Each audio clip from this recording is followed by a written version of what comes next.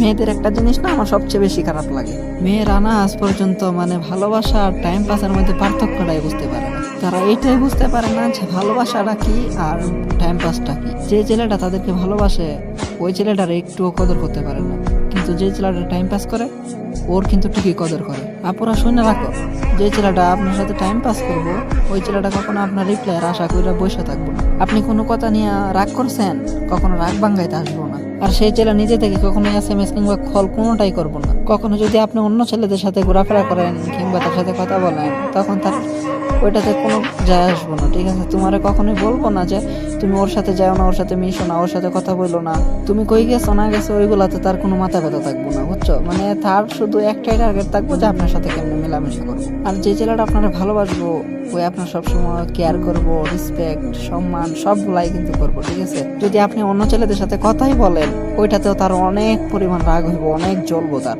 মানে সে এইগুলো মাইনা নিতে পারবো না এক কথা। আর ওরে কিন্তু আপনার বইলা দিতে হবে না, ওরে জোর করতে হবে না, ও কিন্তু নিজে থেকে আপনার SMS দিতে থাকবো, কল দিতে থাকবো।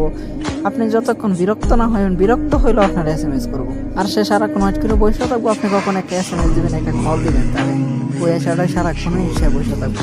যে আপনারা ভালোবাসবো সবসময় একটা কথাই বলবো যে তুমি ওর সাথে কথা বলো না, এর সাথে কথা বলো না।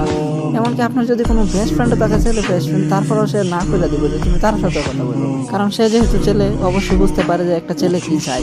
তো তার জন্য সবার থেকে দূরে থাকতে বলে। যদি আপনারা কেউ ভালোবাসে তাহলে তার কদর করেন, ঠিক আছে?